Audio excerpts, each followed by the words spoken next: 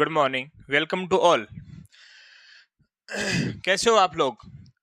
आज का जो अपना टॉपिक है वो रहेगा फंडामेंटल ऑफ नर्सिंग का क्वेश्चन सेशन। यस या नो? वाइटल साइन का जो क्वेश्चन सेशन है उसका पार्ट फर्स्ट हो चुका है। कुछ रिमेनिंग पार्ट्स था जिसके अंदर वाइटल साइन आज अपन कंप्लीट करने की कोशिश में रहेंगे। तो आज पार्ट सेकंड है बच्चों वाइटल साइन का, जिसकी शुरुआत अपन करते हैं क्वेश्चन नंबर 1 के साथ। ये कह रहा है कि the sudden fall of temperature from high to normal with general condition improve is called. Question ये कह रहा है कि एक टेम्परेचर है, जो टेम्परेचर क्या था? राइज था मतलब टेम्परेचर था, वो टेम्परेचर आपका इंक्रीज था। जो टेम्परेचर था वो टेम्परेचर आपका इंक्रीज था। जैसे मैं यहाँ पे लिखूं 98, ये 99, 100, 101 डिग्री फ़ारेनहाइट, ये आपका था क्या? टेम्परेचर। ठीक है, ये आपका इधर आ जाता है टाइम। ये कह रहा है कि ये जो टेम्परेचर था ये लगभग 101 डिग्री के आसपास था फॉर एग्जांपल, और ये कह रहा है कि सडन फॉल हुआ है, सडनली नीचे गिरा है। इसका मतलब सडनली वो किस कंडीशन में, या फिर जहां पे आया है वो एक जो उसका एरिया था वो क्या था? नॉर्मल था। यानी कि जो इंक्रीज हुआ टेम्परेचर था वो डिक्रीज हुआ है और वो अपनी नॉर्मल यथास्थिति में आया, कि जो नॉर्मल कंडीशन में या जो नॉर्मल टेम्परेचर 98.6 डिग्री फ़ारेनहाइट होता है वहां पे वो आ गया है। ठीक है, और ये कह रहा है कि साथ में उस मरीज की जो जनरल कंडीशन है, जो उस मरीज की जनरल कंडीशन है वो आपकी क्या हुई है बच्चों? इंप्रूव हुई है। इसको क्या बोलेंगे आप? इसको आप हाइपोथर्मिया बोलेंगे, इसको आप ट्रू क्राइसिस बोलेंगे, इसको आप फाल्स क्राइसिस बोलेंगे, या इसको आप लाइसिस बोलेंगे। बहुत ही प्यारा क्वेश्चन है, बहुत ही बेहतरीन क्वेश्चन है। मैं आपको बता दूं, एक तो आपको पता है कि हाइपोथर्मिया का मतलब तो आप सभी जानते हैं, हाइपो का मतलब कम से होता है। तो अगर मैं हाइपोथर्मिया को आपको बताना चाहूं, इट मीन्स क्या हो गया इसका? हाइपोथर्मिया का मतलब हो गया डिक्रीज बॉडी टेम्परेचर। ये आप सभी लोग जानते हैं, डिक्रीज बॉडी टेम्परेचर को हाइपोथर्मिया के नाम से जान गए। दूसरा है ट्रू क्राइसिस। देखिए, क्राइसिस का मतलब होता है डिक्रीज होना, ट्रू यानी सही में। थर्ड वन है फॉल्स क्राइसिस। क्राइसिस यानी वही डिक्रीज होना टेम्परेचर का, बट वो गलत तरीके से। अब ये देखिए, गलत और सही में अगला क्या आपको बताना चाह रहा है? ये आपसे ये बताना चाह रहा है, मैं आपको क्राइसिस के बारे में बता देता हूं। ट्रू क्राइसिस का मीन्स ये होता है कि जो बढ़ा हुआ टेम्परेचर होता है वो नॉर्मल कंडीशन में आता है, और साथ में उस मरीज में जो बीमारी थी, साथ में उस मरीज की जो कंडीशन थी बीमारी की वजह से, वो इंप्रूव हुई है। यानी कि अगर किसी को फीवर था, किसी को 103 डिग्री बुखार था बच्चों, और साथ में उसको हेडेक हो रहा था, पूरा बॉडी एक हो रहा था, पूरी बॉडी में उसको पेन हो रहा था उसको भूख नहीं लग रही थी, उसका मुंह है वो, उसका जो टेस्ट था वो अलग तरीके का हो रहा था। तो अगर उस मरीज का बॉडी टेम्परेचर 103 डिग्री से लगभग 99 डिग्री फ़ारेनहाइट के आसपास आ जाता है, यानी कि नॉर्मल के आसपास आ जाता है, और साथ में उसका बॉडी एक खत्म होने लग जाता है, उसका हेडेक खत्म होने लगता है, उसकी जो एपिटेट जो उसकी भूख थी वो इंप्रूव होने लग जाती है, यानी कि उसको भूख लगने लग जाती है। तो इसका मतलब हुआ कि टेम्परेचर रियल में डिक्रीज हुआ है, और साथ में मरीज है उसकी जनरल कंडीशन इंप्रूव हुई है। तो यानी कि वो ट्रू वाला क्राइसिस है, वो सही वाला क्राइसिस है। रियल में ही बॉडी टेम्परेचर डिक्रीज हुआ है, रियल में उसकी जनरल कंडीशन इंप्रूव हुई है। तो यानी कि ये क्वेश्चन में ये पूछ रहा है कि जनरल कंडीशन अगर उसकी अच्छी हो रही हो, टेम्परेचर डिक्रीज हो रहा हो, दिस कंडीशन को क्या बोला जाता है? ट्रू क्राइसिस बोला जाता है। अब अपन नेक्स्ट वन बात कर लेते हैं कि भाई फॉल्स क्राइसिस क्या है। इसमें भी बॉडी टेम्परेचर है वो तो नॉर्मल आने की कोशिश करेगा, यानी कि जो टेम्परेचर है वो तो सडनली डिक्रीज होगा, बट मरीज की जो जनरल कंडीशन है, मरीज के अंदर जो फीवर था उसकी वजह से बॉडी एक था, लॉस ऑफ एपिटाइट था, यानी भूख नहीं लग रही थी, बॉडी एक था, पूरी बॉडी में पेन था, वो अभी भी यथास्थिति में बना हुआ है, वो अभी भी बना हुआ है। इसका मतलब टेम्परेचर तो डिक्रीज हो गया, लेकिन उसकी जनरल कंडीशन है प्यारे बच्चों वो इंप्रूव नहीं हुई है। इस कंडीशन को फॉल्स क्राइसिस के नाम से जाना जाता है। लाइसिस का मतलब होता है जिगजैग मैनर, यानी इस तरीके से टेम्परेचर का नीचे की तरफ आना step by step, zigzag manner. ये एक तरीके से देखा जाए तो सीढ़ियों की तरह धीरे धीरे है ना, जिग-जैग मैनर में अगर टेम्परेचर डिक्रीज होता है उसको लाइसिस के नाम से जानते हैं। तो जो आपका पहला क्वेश्चन है वो यही है, टेम्परेचर फॉल हो रहा है सडनली, इंप्रूव हो रही है general condition, this condition is true crisis. Yes या नो? यहां तक शायद आपको कोई प्रॉब्लम नहीं होनी चाहिए। यस या नो? तो आप लोगों का करेक्ट आंसर जो था वो बी था प्यारे बच्चों, स्क्रीन पे। समझ में आ गया? तो ये जिग-जैग मैनर में था। समझ, हाइपोथर्मिया में आपको पता है बॉडी टेम्परेचर का डिक्रीज होना।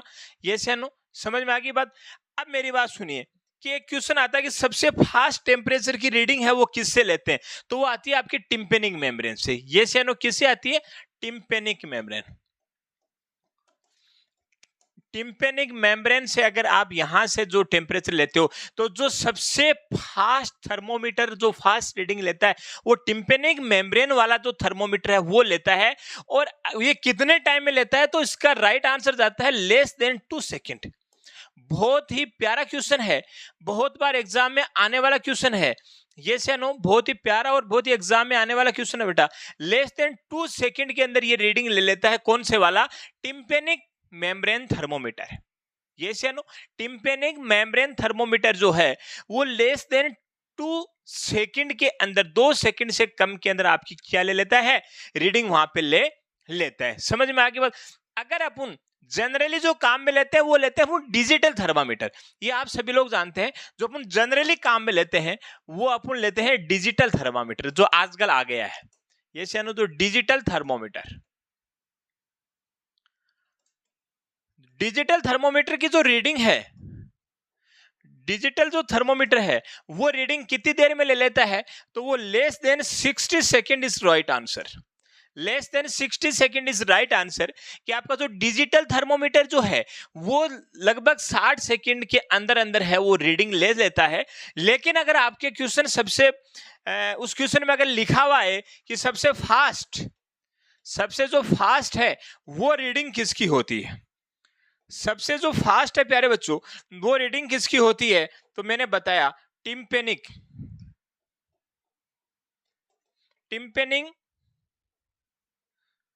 Membrane thermometer. दूसरी बार लिखवाया है इसका मतलब कुछ तो बात है। दूसरी बार लिखा है इसका मतलब कुछ तो बात है। तो यानी कि ये दोनों चीजें यहाँ पे अपने आप में इंपॉर्टेंट हैं। कि क्वेश्चन आ सकता है कि डिजिटल थर्मोमीटर है उसकी रीडिंग में कितना टाइम लगता है? तो लगभग 60 सेकंड के अंदर अंदर वो ले लेता है। लेकिन ये कहते हैं कि सबसे फास्ट रीडिंग कौन सा लेगा? वो टिम्पेनिक मेम्ब्रेन जो थर्मोमीटर है वो सबसे फास्ट रीडिंग लेगा। अगर आपसे कोई उसका टाइम पूछ लेता है तो आप उसको लेस देन 2 सेकेंड बता सकते हैं बच्चों। लेस देन 2 सेकेंड इसका राइट आंसर आप दे सकते हैं। तो ये था आपका पहला क्वेश्चन स्क्रीन पे। इससे अपन ने कम से कम 4 से 5 क्वेश्चन का पता किया है। ठीक है, चलिए अपन नेक्स्ट क्वेश्चन की तरफ बढ़ते हैं। How long should a nurse wait after taking cold milk? ये कह रही है कि आपको ओरल टेम्परेचर लेना है। देखिए आपको क्या लेना है बच्चों? ओरल टेम्परेचर लेना है। और जो पेशेंट है वो कोल्ड मिल्क पी के आ गया, टेकिंग कोल्ड मिल्क। ठीक है, कोल्ड मिल्क पी के आ गया, तो अब आपको कितने टाइम तक वेट करना होगा? समझ के बाद टेम्परेचर लेने से पहले वो आदमी कोल्ड चीज पी के आ गया, तो अब आपको कितने टाइम रुकना होगा? तो अगर इसका मैं राइट आंसर की बात करूं, अगर मैं इसके राइट आंसर की बात करता हूं तो जो उसका राइट आंसर जाएगा बच्चों वो जाएगा 15 मिनट्स।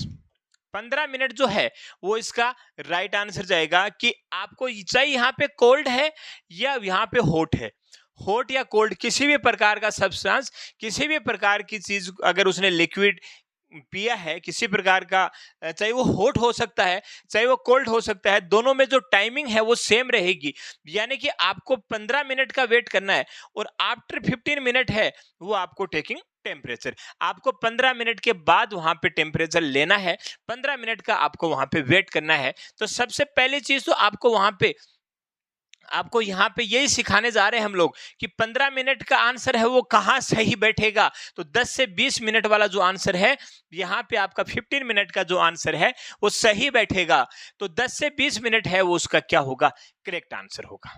10 से 20 मिनट वाला इसका करेक्ट आंसर होगा। कभी भी बच्चों इतना अपने दिमाग को हमेशा खोल के रखिएगा, हमेशा खोल के रखिएगा कि सर ने 15 मिनट बताया था और आप वहां पे 50 मिनट ढूंढते फिरो, ऐसा नहीं होना चाहिए। इतना तो आपको अपना दिमाग लगाना ही है। आप बच्चों नॉर्थ सेट की तैयारी कर रहे हैं, आप ESIC की तैयारी कर रहे हैं, आप कोई CHO वगैरह की तैयारी नहीं कर रहे हैं यहाँ पे, यस या नो। तो इसलिए इतना दिमाग आपको लगाना है कि भाई 15 मिनट सर ने बताया तो 15 मिनट वाला आंसर है वो कहाँ पे सेट होता है। इस तरीके से आपको इसको करना है। इस क्वेश्चन को मैं 2 स्टार मार्क देता हूं, इस क्वेश्चन को मैं 2 स्टार मार्क देता हूं बच्चों, क्योंकि ये क्वेश्चन बहुत बार आया हुआ क्वेश्चन है, ये क्वेश्चन बहुत बार आया हुआ क्वेश्चन है। इसको आप 2 स्टार से नवाज सकते हैं, इसलिए हल्के में क्वेश्चन को लेने की जरूरत नहीं है। क्वेश्चन जरूर आपको इजी लग रहा होगा, लेकिन क्वेश्चन बहुत बार आया हुआ है। चलिएगा करेक्ट आंसर बी के साथ आगे बढ़ते हैं। स्क्रीन पे नंबर 3 कह रहा है द टाइप ऑफ फीवर। अब अपन फीवर से क्वेश्चन ले लेते हैं। Fever in which the temperature है ना फ्लक्चुएट हो रहा है। कह रहा है कि 2 डिग्री सेंटीग्रेड से ज्यादा, all above normal during 24 our period. ये कह रहा है कि ऐसी कौन सी फीवर है जिसके अंदर जो टेम्परेचर है वो 2 डिग्री से ज्यादा फ्लक्चुएट होता है, 2 डिग्री से ज्यादा फ्लक्चुएट होता है, ऐसी कौन सी फीवर होती है।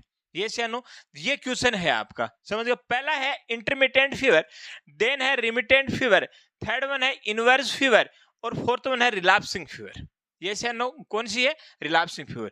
समझ के बाद इसका जो राइट आंसर जाएगा वो आपका जाएगा रिमिटेंट फीवर। ये नो, राइट आंसर जाएगा रिमिटेंट फीवर। रिमिटेंट फीवर का मतलब यही होता है कि मोर देन 2 डिग्री सेंटीग्रेड बोलो या फिर फ़ारेनहाइट बोलो, इसने मोर देन ही पूछा है। अगर मैं फ़ारेनहाइट लिखूंगा तो भी कोई बात नहीं, सेंटीग्रेड लिखूंगा तो भी कोई बात नहीं, कि जो टेम्परेचर है उसमें जो फ्लक्चुएशन है वो मोर देन 2 डिग्री फ़ारेनहाइट या सेंटीग्रेड से ज्यादा होगा। और मॉर्निंग एंड इवनिंग, आप यहाँ पे मॉर्निंग एंड इवनिंग भी लिख सकते हैं या फिर ये लिख सकते हैं 1 a डे, एक दिन के अंदर, या फिर आप वहां पे 24 आवर का टाइम भी लिख सकते हैं। जैसे मैं आपको एक चीज समझाना चाहूं कि ये मैंने आपको एक मैपिंग बनाई है, इसमें ये आपका आ गया समय और ये आपके आ गया टेम्परेचर, ठीक है। ये यहाँ पे 98, 99, ये आपका 100, 101, 102, इस तरीके से 103। तो अगर आपका तो normal body temperature for example morning में सुबह 8 बजे की बात कर रहा हूं मैं, 8 AM पर अगर यहां था और वो बॉडी टेम्परेचर है ना वो 101 के आसपास जाएगा, यानी कि मोर देन 2 डिग्री हो गया, मोर देन 2 डिग्री हो गया। तो 2 से ज्यादा इंक्रीज हुआ, 2 से ज्यादा इंक्रीज हुआ, मॉर्निंग 2 से ज्यादा इंक्रीज हुआ, ये से नो, समझ में आ गई। और कंडीशन ये है कि नॉर्मल भी नहीं आता है उस एक दिन के अंदर, ये नॉर्मल भी नहीं आता है, ये से नो, मॉर्निंग और इवनिंग में नॉर्मल भी नहीं आता है, दूसरे दिन तक मॉर्निंग में मतलब नेक्स्ट डे तक ये क्या आता है? नॉर्मल आता है। यानी कि जो रिमिटेंट जो फीवर है, रिमिटेंट जो फीवर है, इसकी डेफिनेशन की बात करूं तो मैं इसकी डेफिनेशन ये बताऊंगा कि एक तो जो टेम्परेचर इंक्रीज होगा, जो टेम्परेचर में जो फ्लक्चुएशन होगा, जैसे मैं आपको बताऊं कि आज के दिन इसका टेम्परेचर 99 था, तो ये जो टेम्परेचर है ये 102 के आसपास जाएगा और ये 24 घंटे में वापस अपनी नॉर्मल स्थिति में भी नहीं आता है। इस प्रकार की जो फीवर है उसको रिमिटेंट फीवर के नाम से जानते हैं, इस प्रकार की जो फीवर है उसको रिमिटेंट फीवर के नाम से जानते हैं, ये से नो। लेकिन अगर इसी से रिलेटेड एक फीवर है उसका नाम है इंटरमिटेंट फीवर। देखो इसका राइट आंसर तो जाएगा आपका रिमिटेंट फीवर, और आप रिमिटेंट फीवर को बहुत अच्छे से जान गए होंगे। नेक्स्ट वन आता है इंटरमिटेंट फीवर। अगर मैं इंटरमिटेंट फीवर की बात करूं, अगर मैं इंटरमिटेंट फीवर की बात करूं तो इसके अंदर भी रिमिटेंट की तरह, इसके अंदर भी रिमिटेंट की तरह जो टेम्परेचर है वो तो मोर देन 2 डिग्री फ़ारेनहाइट, मतलब फ्लक्चुएशन तो उतना ही होगा, more than 2 degree Fahrenheit fluctuation तो इतना ही होगा, but normal in a day, या आप यहां पे लिख सकते हैं 24 आवर, यानी कि 24 घंटे के अंदर ये जो टेम्परेचर है ये वापस अपनी स्थिति में आ जाता है। फॉर एग्जांपल आप समझिएगा, अगर मैं यहाँ पे टाइम की बात करूं, ये यहाँ पे टेम्परेचर की बात करते हैं अपन, यहाँ पे 98, 99, 100, 1 ये था, यहां से इंक्रीज हुआ 101 पे आ गया, 101 पे आ गया। ये सुबह का 10 बजे का टाइम था, ये नाइट को 10 PM का टाइम है, यहाँ पे 9 PM का टाइम है। ये यहाँ से आया, 2 से ज्यादा तो फ्लक्चुएशन हुआ है, बट ये नॉर्मल यहाँ 8 या 9 बजे या 7 बजे के आसपास वापस कहाँ स्थिति में पड़ गया, ये नॉर्मल वाली कंडीशन में वापस आ गया। तो यानी कि इंटरमिटेंट जो फीवर है, वो इंटरमिटेंट जो फीवर है एक अंतराल के बाद में वापस एक दिन में यानी 24 आवर में अपने नॉर्मल पे भी वापस आ जाता है, ये इंटरमिटेंट कहलाता है। और जो नॉर्मल वापस एक दिन में 24 आवर में वापस नॉर्मल स्थिति में नहीं आता है, उसको रिमिटेंट के नाम से जाना जाता है। ये थी दोनों फीवर के बारे में बात। थर्ड वन आता है इनवर्स फीवर। तो इनवर्स का मतलब ही क्या होता है, उल्टा होता है। यस या नो?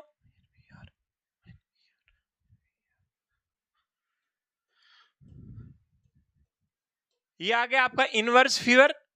तो आपको पता है इनवर्स का मतलब ही उल्टा होता है। नॉर्मली आपने देखा होगा, नॉर्मल कंडीशन की बात कर रहा हूं मैं, यहां पे देख लेना। नॉर्मली आपने देखा होगा कि जो मॉर्निंग टाइम है, उसके अंदर ऑलवेज टेम्परेचर जो है अपनी बॉडी का नॉर्मली डिक्रीज मिलता है। और जो इवनिंग टाइम है, इवनिंग के अंदर आपको जो टेम्परेचर है वो इंक्रीज मिलता है, ऐसा ही होता है। बट इनवर्स फीवर के अंदर उल्टा होता है, यानी कि temperature increase in morning time,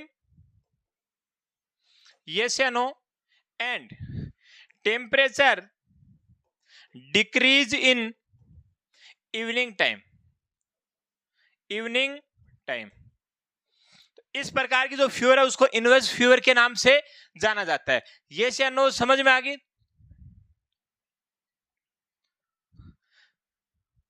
तीन फीवर की बात हो गई थी। चौथी फीवर कौन सी थी बच्चों? Relapsing fever.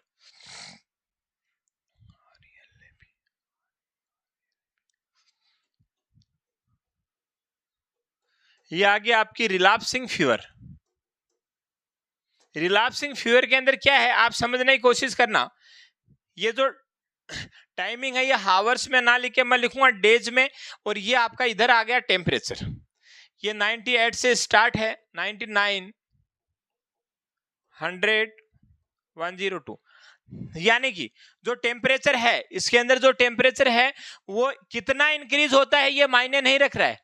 यहाँ पे टेम्परेचर इंक्रीज और डिक्रीज की टेम्परेचर कितना बढ़ा कितना नहीं बढ़ा, इसकी बात यहाँ पे इसके अंदर रिलैप्सिंग फीवर में नहीं की जाती है। वो कितना भी बढ़ सकता है, बट जो टेम्परेचर है वो 2 से 3 दिन तक वहीं पे कांस्टेंट रहेगा। यानी कि 2 से 3 दिन से पहले वो वापस अपनी नॉर्मल स्थिति में नहीं आता है। This condition is relapsing fever. Yes या नो? कि जब वापस नॉर्मल आता है तो 2 से 3 दिन उसको नॉर्मल आने में लग जाते हैं, नॉर्मल आने के अंदर लग जाते हैं। यस या नो? समझ में आ गई बात? अब ये फीवर के बारे में आपने देख लिया। पहला था वो आपका था रिमिटेंट फीवर, 2 से ज्यादा डिग्री फ़ारेनहाइट इंक्रीज होता है लेकिन वो 24 घंटे में उसी सेम डे वापस अपनी यथा स्थिति के अंदर नहीं आता है, वापस अपनी यथा स्थिति के अंदर नहीं आता है। देन जो आपका इंटरमिटेंट फीवर था 2 से ज्यादा ही बढ़ता है लेकिन उसी दिन सेम डे वापस नीचे आ जाता है। For example malaria,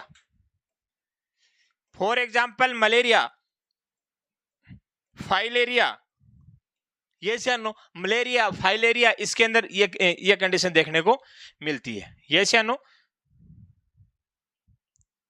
malaria, filaria के अंदर कौन सी फीवर देखने को मिलती है? इंटरमिटेंट फीवर वहां पे देखने को मिलती है। रिमिटेंट और इंटरमिटेंट में एक ही फर्क है, ये सेम डे नॉर्मल आ जाता है और रिमिटेंट वाला नॉर्मल नहीं आता है।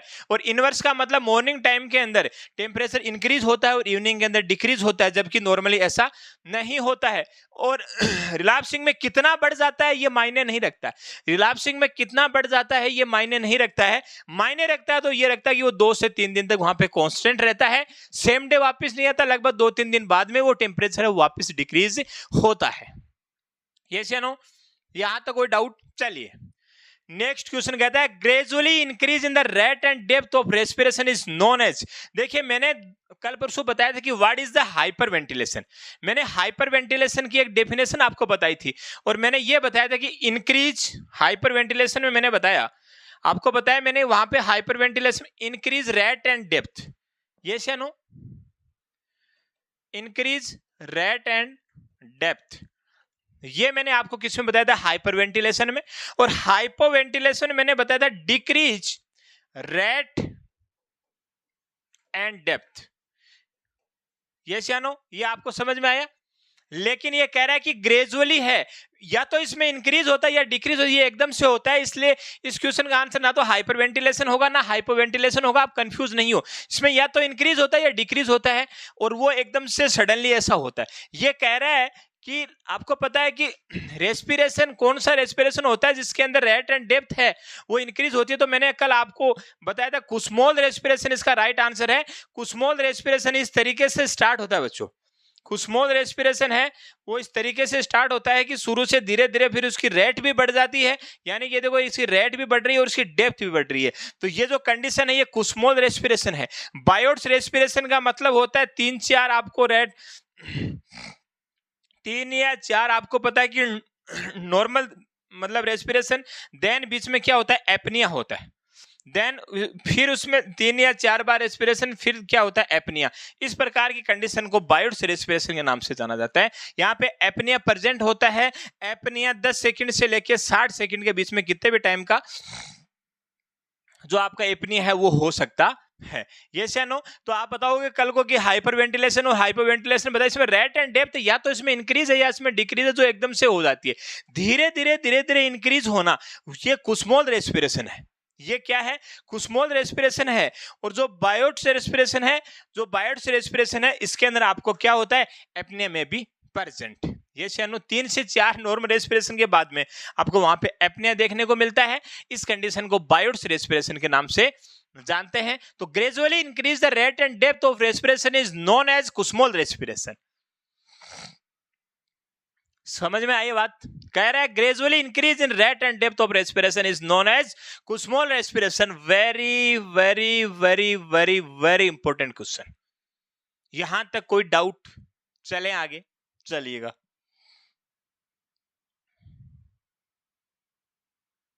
समझ में आई बात? यहां तक मुझे नहीं लगता कि किसी को किसी भी प्रकार की कोई दिक्कत है। अब एक चीज और बता देते हैं, चलो इसके अंदर आपको मैं थोड़ी सी कोई चीज के बारे में थोड़ा बता ही रहे हैं तो इसके अंदर मैं आपको बता देता हूं। जाकर Kussmaul respiration seen in DK diabetic ketoacidosis. आपको पता है डीके के अंदर कैसा रेस्पिरेशन देखने को मिलता है? कुसमोल रेस्पिरेशन देखने को मिलता है। ये से नो? डीके के पेशेंट के अंदर कैसा रेस्पिरेशन देखने को मिलता है? कुसमोल रेस्पिरेशन देखने को मिलता है। समझ में आ गई बात? डीके का मतलब होता है डायबिटिक कीटोएसिडोसिस। जो डीके के अंदर कुसमोल रेस्पिरेशन देखने को मिलता है, ये बहुत ही इंपॉर्टेंट क्वेश्चन है। सीधा सीधा क्वेश्चन आ सकता है कि डीके के अंदर किस प्रकार का रेस्पिरेशन देखने को मिलता है, या कुसमोल रेस्पिरेशन है वो किस में देखने को मिलता है? तो डायबिटिक कीटोएसिडोसिस के अंदर देखने को मिलता है। अब डायबिटिक कीटोएसिडोसिस है उस पेशेंट में, जो डीके का जो पेशेंट है, डीके का जो पेशेंट है उससे एक रिलेटेड एक क्वेश्चन आता है। वो आता है कि उसके माउथ से, उसके जो माउथ से ना फ्रूटी ब्रीदिंग आएगी। कैसी? Fruity breathing. ये से नो? कि जो फल फ्रूट जो होते हैं आपके, जो फ्रूट होते हैं उनके जैसी वहां पे क्या आएगी? आपको सुगंध आएगी। ये से no? Because due to accumulation of ketone body, because due to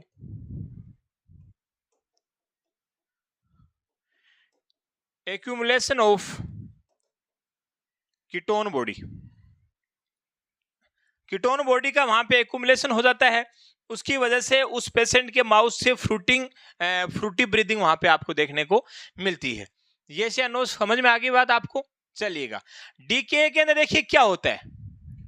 DK के अंदर कुछ भी नहीं होता है। डीके के अंदर पेशेंट जो होता है उसको अगर कार्बोहाइड्रेट नहीं मिलता है, अगर डीके के अंदर क्या होता है कि डीके के अंदर अगर पेशेंट को, नॉर्मली पेशेंट में अगर उसको कार्बोहाइड्रेट वहां पे नहीं मिलता है, अगर उसको एनर्जी के रूप में, ग्लूकोज के रूप में वहां पे कार्बोहाइड्रेट अगर नहीं मिलता है, तो वहां पे क्या होता है? फैट का ब्रेकडाउन हो जाता है। फैट का क्या हो जाता है? ब्रेकडाउन हो जाता है। ये कार्बोहाइड्रेट नहीं मिलेगा, बॉडी को एनर्जी चाहिए, तो वहां पे उसका हो जाएगा ब्रेकडाउन। फैट है वो कीटोन बॉडी की फॉर्म में टूटेगा, जो ब्रेकडाउन हो जाएगा तो उससे कीटोन बॉडी बनेगी। क्या बनेगी? कीटोन बॉडी बनेगी। और ये जो कीटोन बॉडी है ये आपको यूरिन में दिखेगी। कीटोन बॉडी है वो आपको किस में दिखेगी, यूरिन में दिखेगी, और ये कंडीशन डीकेए कहलाता है। ये कंडीशन क्या कहलाता है, डीकेए कहलाता है। समझ में आ गई बात, चलिएगा।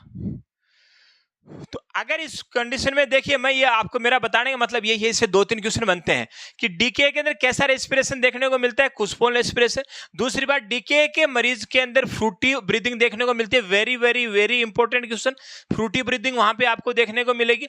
2 क्वेश्चन इससे आते हैं कि जो डीके की कंडीशन है वो किसके ब्रेकडाउन से होती है, तो आपका राइट आंसर जाएगा फैट के ब्रेकडाउन से। ध्यान से सुनिएगा, एम्स में पूछा हुआ क्वेश्चन है, फैट का वहां पे ब्रेकडाउन होता है, उसकी वजह से वहां पे फ्रूटी ब्रीदिंग भी आएगी और वहां पे डीके की कंडीशन में पेशेंट जाएगा। यूरिन के अंदर आपको वहां पे कीटोन बॉडी मिलेंगी। वो कीटोन बॉडी किससे बनती है, फैट का जब ब्रेकडाउन होता है उससे कीटोन बॉडी बनती है। यानी कि आपसे पूछेगा कि डीके के अंदर ब्रेकडाउन किसका होता है, तो ब्रेकडाउन तो वहां पे फैट का होता है, समझिए मेरी बात। इन कमी किसकी होती है, कार्बोहाइड्रेट की कमी की वजह से ये कंडीशन डेवलप होती है। अगर वहां पे कार्बोहाइड्रेट नॉर्मल मात्रा में मिलता रहेगा तो यह कंडीशन होगी नहीं। तो यानी कि क्वेश्चन 2 प्रकार से आता है। ये क्वेश्चन आया हुआ किसकी कमी से होता है, कार्बोहाइड्रेट की कमी से होता है। कल को ये क्वेश्चन रिपीट हो जाए कि किसकी वजह से होता है, किसके टूटने से होता है, फैट के ब्रेकडाउन से होता है, बट किसकी वजह से होता है, कार्बोहाइड्रेट की कमी की वजह से होता है। समझ में आ गया, ये कंडीशन कार्बोहाइड्रेट की कमी की वजह से होता है। इसमें कुस्मोल रेस्पिरेशन देखने को मिलता है और मरीज में फ्रूटी ब्रीदिंग वहां पे आपको देखने को मिलती है।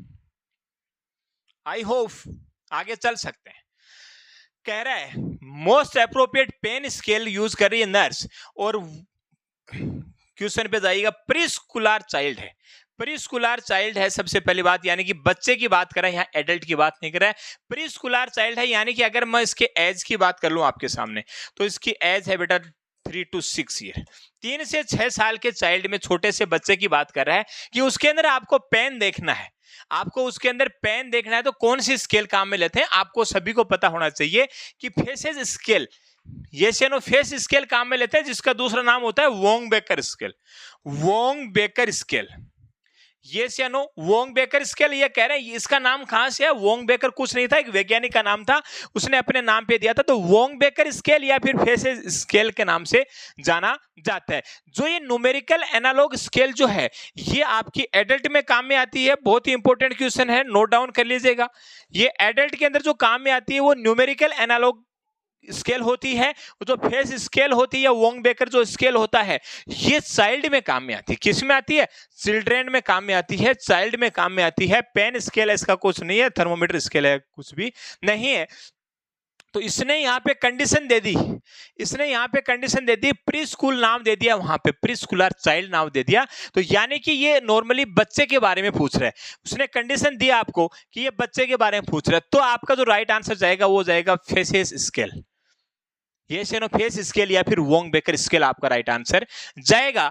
अगर यहाँ पे मैं क्वेश्चन को चेंज करता हूं, अगर मैं यहाँ पे क्वेश्चन को चेंज करता हूं और ये नाम हटा दो, यहाँ से ये नाम आप हटा दो कि the most appropriate pain scale a nurse to use is, तो आपका right answer numerical analogue scale जाएगा। बिकॉज वो एडल्ट की बात कर रहा है। किसकी बात कर रहा है, जब किसी भी एज ग्रुप की बात नहीं हो रही हो, कोई भी एज ग्रुप नहीं दिया हुआ हो, तो आपको हर एक आंसर वहां पे एडल्ट मान के करना है। क्या मान के करना है, एडल्ट मान के करना है। और अगर उसने एज दे दी, जैसे इसने क्या दे दिया, प्री स्कूलर चाइल्ड दे दिया, तो एज आपके सामने आ गई, आपको पता चल गया कि ये बच्चे के बारे में पूछ रहा है, इसलिए इसका जो राइट आंसर था वो बी चला गया। अन्यथा अगर उसने कोई एज नहीं दी हुई होती है तो उसका राइट आंसर है वो थोड़ा सा चेंज हो जाता है। यहां तक इस तरीके से भी क्वेश्चन आपको करने ही पड़ेंगे बच्चों, यस या नो, इस तरीके से भी क्वेश्चन आपको करने ही पड़ेंगे। मैंने तो आपको करने ही पड़ेगी। अपने को फालतू बातों में ध्यान नहीं देना है कि मुकेश अंबानी ने अपने बेटे की शादी में 5,000 करोड़ रुपए क्यों खर्च कर दिए, गरीबों में बांट देना चाहिए था, क्यों बांट दे भाई, है गरीबों में क्यों बांट दे, कमाया है उसने कमाया, अपनी सोच वहीं रह जाती है, गरीबों में बांट दे, क्यों बांट देता वो उसने कमाया है, उसने अपने आप को स्टैब्लिश किया है, तो आपको भी क्या करना है, कमाना है, उस सोच से बाहर निकलना है। अपने को मुकेश अंबानी ये कर दिया वो कर दिया उस पर जाने की जरूरत नहीं, आपको भी अंबानी बनने की जरूरत है। तो यहाँ पे मेहनत कीजिएगा, क्वेश्चनों को कैसे सॉल्यूशन करना है ये हम सिखा रहे हैं। यहाँ पे आपको दिमाग लगाने की जरूरत है कि क्वेश्चन का आंसर कैसे चेंज हो जाता है, क्या चेंज होने से कैसे आंसर चेंज हो जाता है, ये भी हम यहाँ पे आपको बता रहे हैं। समझ में आई बात? चलिएगा नेक्स्ट वन। अब अभी इसके बारे में थोड़ी सी बात कर लेते हैं। ये आपकी वोंग बेकर या फेसिस स्केल है। इससे कैसे पता चलता है? अपन को अपना जो राइट आंसर था वो था ये, इसके अंदर बात आई किसकी आई थी? चाइल्ड की। अब चाइल्ड है वो 2-3 साल का बच्चा है, वो 1 2 3 4 5 6 ABCD ये चीजें तो जानता नहीं। समझ में आ गई बात? तो ये तो है न्यूमेरिकल। तो न्यूमेरिकल वाला तो किस में काम में लेते हैं?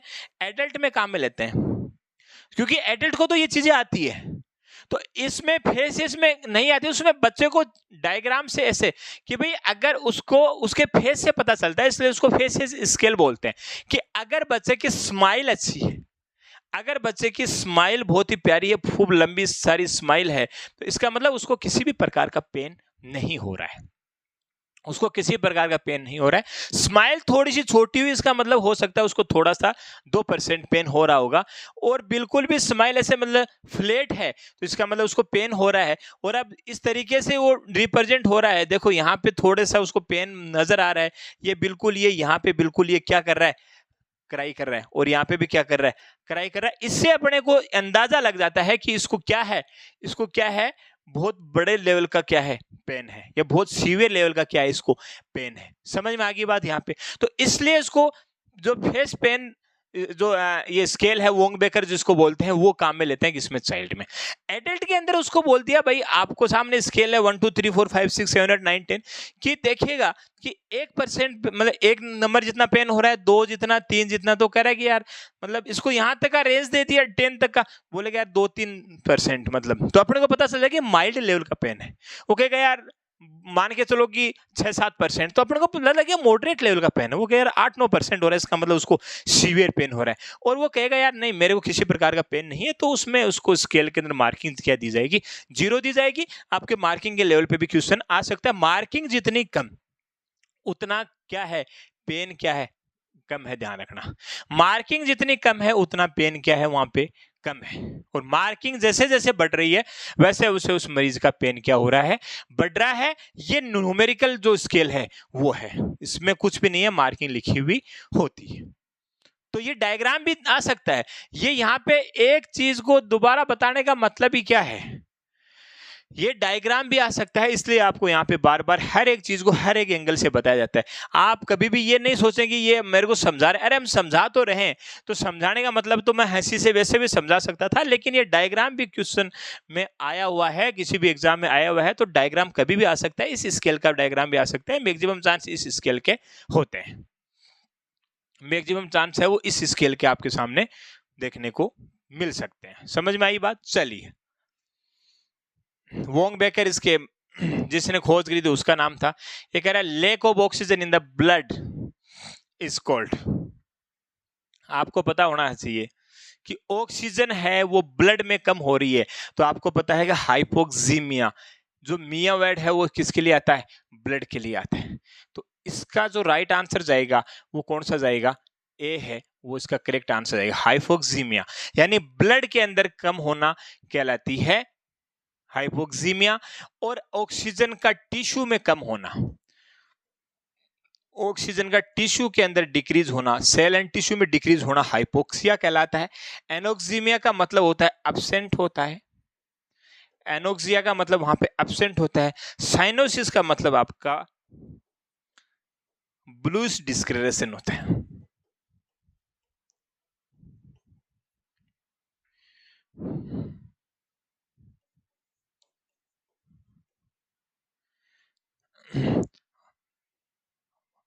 ब्लूइश डिस्कलरेशन होता है। ये जानो कि बॉडी के अंदर ब्लू इस डिस्कलरेशन होना साइनोसिस कहलाता है, और ऑक्सीजन का एब्सेंट होना एनोक्सीमिया कहलाता है। टिश्यू में ऑक्सीजन का डिक्रीज होना हाइपोक्सिया कहलाता है। ब्लड के अंदर ऑक्सीजन का कम होना हाइपोक्सीमिया कहलाता है। ये कह रहा है कि ऑक्सीजन लेवल है वो क्या है? लैक ऑफ ऑक्सीजन है, डिक्रीज है किसके अंदर? ब्लड के अंदर। जो इसका राइट आंसर जाएगा वो आपका जाएगा हाइपोक्सीमिया। यस या नो, क्या जाएगा? हाइपोक्सीमिया। चले आगे, ए इसका करेक्ट आंसर। समझ गए? ये कह रहा है कि 20 साल का एक मेल पेशेंट है जिसको सर्जरी का उसका शेड्यूल है मॉर्निंग में। 20 साल का ए 20-year-old male patient, 20-year-old male patient है, वो शेड्यूल फॉर सर्जरी, उसको सर्जरी के लिए शेड्यूल है कल मॉर्निंग के अंदर। Which of the following the primary responsibility, आपकी सबसे पहली जिम्मेदारी क्या है? आप एज ए नर्स के नाते आपकी पहली जिम्मेदारी क्या है? ये कह रहा है कि आपको उस सर्जरी की परमिशन लेनी है। ये डॉक्टर साहब परमिशन ले चुके हैं, पहले परमिशन लेते हैं, उसके बाद ही वो सर्जरी को शेड्यूल किया जाता है, तो ये काम हो चुका है। दूसरी बात, प्रोसीजर को एक्सप्लेन करना, समझाना, ये आपका काम नहीं है, ये डॉक्टर साहब करेंगे। और लेब वर्क है वो आपको नहीं करना है, आपको उसकी सीबीसी वगैरह ये चीजें देखने की जरूरत नहीं है, अपने को वहां पे डॉक्टर बनने की जरूरत नहीं है, इसलिए ये काम भी डॉक्टर साहब खुद कर लेंगे। आपका काम है, आपको टेकिंग ए वाइटल साइन, आपको वहां पे वाइटल साइन टेकिंग करना है, आपको वाइटल साइन लेना है। तो इसका जो आपका करेक्ट आंसर जाएगा वो डी जाएगा।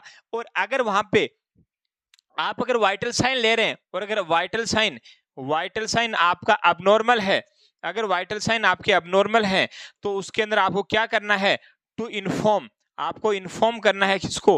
हेल्थ केयर प्रोवाइडर को, उस डॉक्टर साहब को या हेल्थ केयर प्रोवाइडर को वहां पे इन्फॉर्म करना है। और आपका काम क्या है? वाइटल साइन लेना है। तो आपको सुबह सुबह उठ के क्या करना है? सिर्फ ओनली वाइटल लेने हैं, बाकी का काम डॉक्टर अपने आप कर लेगा। अगर आपको वाइटल्स के अंदर कहीं फ्लक्चुएशन मिलता है, कहीं उसकी बीपी वगैरह लो है या फिर बीपी वगैरह हाई है, इस तरीके उसमें टेकीकार्डिया है, ब्रेडिकार्डिया है, इस तरीके की वहां पे कोई कंडीशन है, तो आपको हेल्थ केयर प्रोवाइडर को इन्फॉर्म करना चाहिए। ये आपकी पहली जिम्मेदारी बनती है, ये आपकी फर्स्ट जिम्मेदारी बनती है कि आपको उसको वहां पे इंफॉर्मेशन देना जरूरी होता है। ठीक है, करेक्ट आंसर आपका डी जाएगा प्यारे बच्चों। टू अवॉइड एरर, कह रहा है कि बीपी ले रहा है, उसके अंदर एरर को अवॉइड करना है। तो क्या करेंगे कि वहां पे बीपी बिल्कुल करेक्ट आए, किसी प्रकार के एरर वहां पे नहीं आना चाहिए। तो क्या आपको नैरो कप लेंगे या आप वाइड कप लेंगे? नहीं, वाइड लोगे तो भी एरर आएगा, नैरो लोगे तो भी एरर आएगा। ये कह रहा है कि elevate the patient arm on the pillow, कह रहा है कि पिलो के ऊपर आर्म को एलिवेट करेंगे नहीं, ना ऊपर करते हैं ना नीचे करते हैं, at a level of heart करते हैं। ठीक है, तो यहाँ ये तीनों आंसर इसके गलत हैं।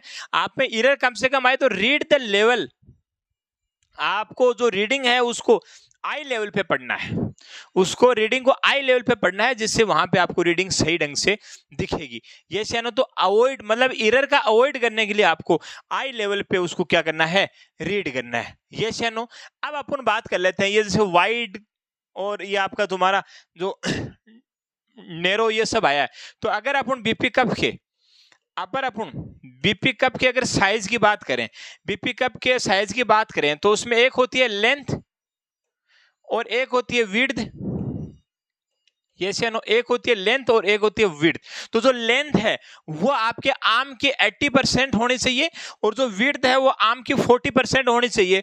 फॉर एग्जांपल ये आपका कफ है, तो ये जो कफ की जो लंबाई है, कफ की जो ये लंबाई है ना, जो उस बॉडी, उस जो आदमी का ले रहे हैं उसकी जो आर्म है, यहां से लेके यहां तक की जो लंबाई है उसका 80% होना चाहिए ये वाला हिस्सा। तो और ये वाला जो है ये कैसा होना चाहिए? 40% होना चाहिए। ये मेजरमेंट रहता है सही कफ का, ये मेजरमेंट रहता है किसका? सही कफ का। ये सेनो फोर आर्म का टोटल लेंथ का, किसका? फोर आर्म जो है आपकी, फोर आर्म की जो टोटल लेंथ है उसकी 80% तो लेंथ होनी चाहिए और उसको 40% है वो उसकी क्या होनी चाहिए? विड्थ होनी चाहिए। ये इसका वो रहता है रेशियो। ठीक है, अब अगर अपन इसमें साइज की बात कर लेते हैं, अगर अपन साइज की बात कर लेते हैं, तो अगर अपन न्यूबॉर्न की बात करें, न्यूबॉर्न में कितने साइज का लेते हैं? 3 = 6 सेंटीमीटर, 3 से 6 का वहां पे अपन काम में लेते हैं। चाइल्ड में 5 = 15 और अगर वहां पे आपको एडल्ट का काम में लेना है, ये से नो, तो 13 × 17 × 30 सेंटीमीटर। कितना लेना है?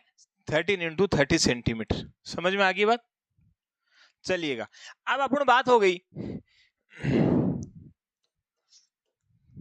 13 × 30 सेंटीमीटर। ये तो हो गई थी इसके न्यूबॉर्न के अंदर कौन से साइज का कप अपन काम में लेते हैं। एक बीपी से रिलेटेड एक क्वेश्चन हो रहा था, एक बीपी से रिलेटेड और क्वेश्चन आता है, वो क्वेश्चन ये आता है कि लो आएगी या हाई आएगी, यस या नो। तो उसमें क्वेश्चन आता है, या तो उसमें क्या कहते हैं, हाई आएगी या फिर लो आएगी, यानी किस कंडीशन में तो हाई आएगी और किस कंडीशन में लो आएगी, उसका अपन आज आपको एक ही साथ में मैं पूरा समझाने की कोशिश करूंगा। और मैं समझता हूं कि आपको बहुत अच्छे से समझ में आ जाएगा। मैं 2-3 चीजें लिखाऊंगा, यस या नो। अगर बीपी कफ की साइज है, मैं यहाँ पे साइज की बात करूं, अगर बीपी कफ की जो साइज है वो डिक्रीज है, यानी कि मैं बताऊं तो वो क्या है, कम है। यानी उस एडल्ट के अकॉर्डिंग या उस पर्सन के अकॉर्डिंग साइज कम है, और साइज कम से मैं ये समझता हूं कि मैं उसको दूसरी लैंग्वेज में लिखूं तो मैं यहां पे लिख सकता हूं कि वो कैसा है, नैरो है। कैसा है वो कफ, नैरो कफ है। तो नैरो कफ है तो उसको मैं ये बोल सकता हूं कि उसकी साइज है वो क्या है, डिक्रीज है, यस या नो। या मैं बोलूं कि वो कफ है वो लूज है, कैसा है वो कफ, कैसा है, लूज है। या मैं बोलूं कि वहां पे बिलो हार्ट लेवल है, बिलो हार्ट लेवल, जो स्पेग्नोमेनोमीटर है वो बिलो हार्ट लेवल लिखा हुआ है। तो इन तीनों कंडीशन में जो बीपी आएगी वो हाई आएगी। मैं इसको ऐसे भी लिख सकता हूं फाल्स, क्योंकि ये गलत है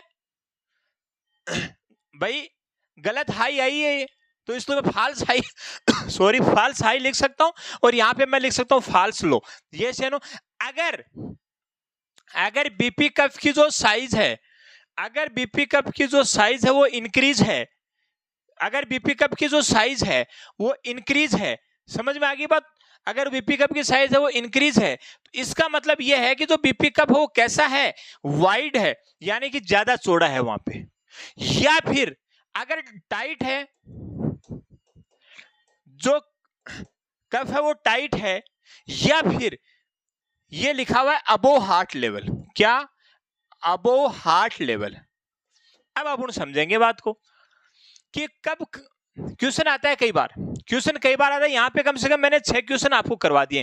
क्वेश्चन ये आता है कि अगर बीपी कप की साइज सही नहीं है और बीपी कप की साइज नैरो है, कम है, यानी कि एडल्ट में चाइल्ड वाला बीपी कप बांध रहे हैं आप, तो उसकी साइज छोटी है, तो उसको अपन नैरो कप के नाम से जानेंगे। तो उसमें बीपी पे क्या फर्क पड़ेगा, तो बीपी वहां पे क्या होगी, इंक्रीज होगी। अगर अपन ने कप को लूज छोड़ दिया, बीपी पे क्या फर्क पड़ेगा, बीपी इंक्रीज होगी। अगर बिलो हार्ट लेवल है, बीपी पे क्या फर्क पड़ेगा, बीपी हाई होगी। अगर अपन छोटे बच्चे में एडल्ट का कप काम में ले लिया है, साइज ज्यादा है, वहां पे वाइड कप है, क्या फर्क पड़ेगा, बीपी लो आएगी। अगर उस कफ को टाइटली बांध दिया, बीपी लो आएगी।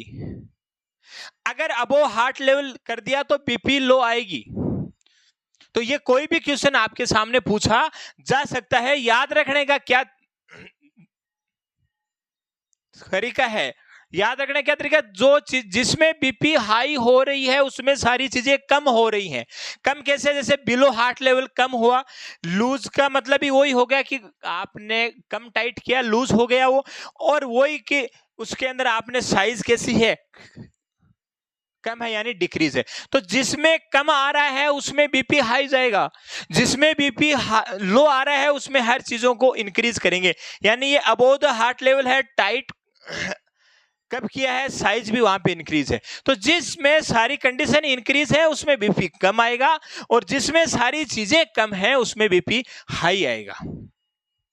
यानी कि मैं आपको बताऊं, इसी एक ही क्वेश्चन के माध्यम से मैं आपका बीपी खत्म करवा चुका हूं। ये मानिए साइज का इश्यू खत्म हो गया, बीपी कब लूज है, बीपी कब टाइट है, बिलो द हार्ट लेवल है, अबोव द हार्ट लेवल है, साइज का इश्यू, लूज कब, टाइट कब, सारे प्रकार के क्वेश्चन है वो वहां पे सॉल्यूशन में करवा चुका हूं एक ही क्वेश्चन के माध्यम से। ये सेनो एक ही क्वेश्चन के माध्यम से मैं आपके सारे क्वेश्चनों का सॉल्यूशन करवा चुका हूं। चलिएगा नेक्स्ट में अगर अपन बात कर लेते हैं, ये कह रहा है pulse rate is more than 100, इसको क्या बोलेंगे बच्चों, इसको आपको पता है टेकीकार्डिया बोलते हैं, टेकीकार्डिया बोलते हैं मोर देन 100 को, और ब्रेडीकार्डिया बोलते हैं लेस देन 16 को। लेस देन 60 पल्स होती है तो उसको आपको पता है कि ब्रेडीकार्डिया बोलते हैं। ये आप लोग सभी जानते हैं। डिजोक्सिन ड्रग जो आती है, डिजोक्सिन जो ड्रग आती है उसके साथ में किसको मेजर करते हैं, ब्रेडिकार्डिया को देखते हैं। डिजोक्सिन जो आती है उसके अंदर आपको ब्रेडिकार्डिया को मॉनिटर करते हैं। बहुत ही इंपॉर्टेंट क्वेश्चन है, किसी भी चीज को हल्के में ना ले, बहुत बार आया हुआ क्वेश्चन है कि आप किसी मरीज को डिजोक्सिन दे रहे हो, कौन से वाइटल साइन चेक करेंगे। आप किसी मरीज को डिजोक्सिन दे रहे हो उससे पहले कौन सा वाइटल साइन चेक करेंगे, रेस्पिरेशन चेक करेंगे, टेम्परेचर चेक करेंगे, पल्स चेक करेंगे, बीपी चेक करेंगे। तो उसका राइट आंसर है कि पल्स चेक करेंगे आप। और पल्स में भी क्या देखेंगे, ब्रेडिकार्डिया तो उसको नहीं है, क्योंकि डिजोक्सिन है वो खुद क्या करता है, ब्रेडिकार्डिया कोज करता है। ये सियानो ब्रेडिकार्डिया वो कोज करता है। समझ में आ गई बात। ये क्वेश्चन हो गया इससे रिलेटेड। इसका राइट आंसर जाएगा आपका टेकिकार्डिया। हाइपरपेनिया क्या होता है, इंक्रीज डेप्थ। आपको बताऊं कि रेस्पिरेशन की जो डेप्थ है वो इंक्रीज होता है, रेस्पिरेटरी इंक्रीज डेप्थ, इसकी जो डेप्थ है वो इंक्रीज हो जाना। और ब्रेडिपिनिया है उसके अंदर डिक्रीज रेस्पिरेशन डेप्थ। देखिए इंक्रीज रेस्पिरेशन डेप्थ है वो हाइपरपेनिया कहलाता है, और डिक्रीज रेस्पिरेशन डेप्थ है वो आपका ब्रेडिपिनिया कहलाता है। समझ में आ गई। चारों क्वेश्चन आपके सामने है। डिजोक्सिन वाला क्वेश्चन बहुत ही इंपॉर्टेंट है, उसको आपको मद्देनजर रखना है। Suitable site of check pulse into newborn कह रहा है कि न्यूबॉर्न के अंदर आपको पल्स चेक करनी है। सबसे सुटेबल पल्स कौन सी होती है, एपिकल होती है बच्चों। कौन सी होती है, एपाइकल होती है। समझ में आ गई बात। सबसे पहली चीज, बहुत ही प्यारा क्वेश्चन है, एपाइकल पल्स है वो बच्चों के लिए सबसे सुटेबल होती है। एपाइकल पल्स से रिलेटेड एक क्वेश्चन है, इसको पूरा 1 मिनट तक चेक करते हैं। 1 मिनट चेक एपाइकल पल्स को। और बाकी सारी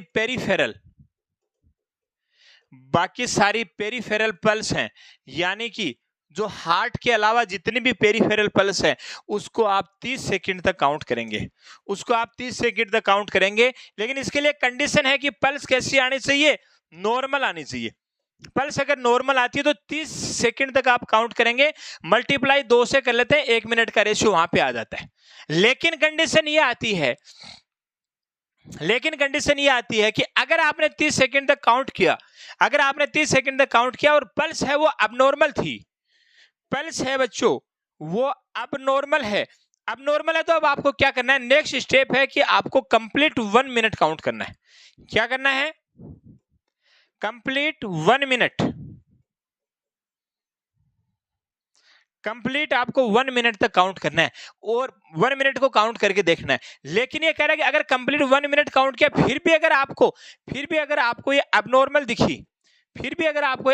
दिखी तो आपको क्या करना है, हार्ट वाली पल्स यानी कि एपिकल है वो चेक करना है। आपको हार्ट वाली पल्स क्या करना है, वहां पे एपाइकल है वो आपको वहां पे चेक करना है। समझ में आ गई बात। और दूसरी बात, अब ये एक इसकी तो बात हो गई कि आपको इसको पूरा 1 मिनट तक चेक करना है। सारी पेरिफेरल पल्स को 30 सेकंड तक चेक कर सकते हैं, लेकिन कंडीशन यही है वहां पे।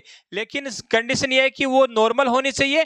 अगर वो नॉर्मल होती है तो 2 से मल्टीप्लाई कर देना, 1 मिनट की आ जाएगी। अब नॉर्मल होता है तो पूरा 1 मिनट तक काउंट करना है।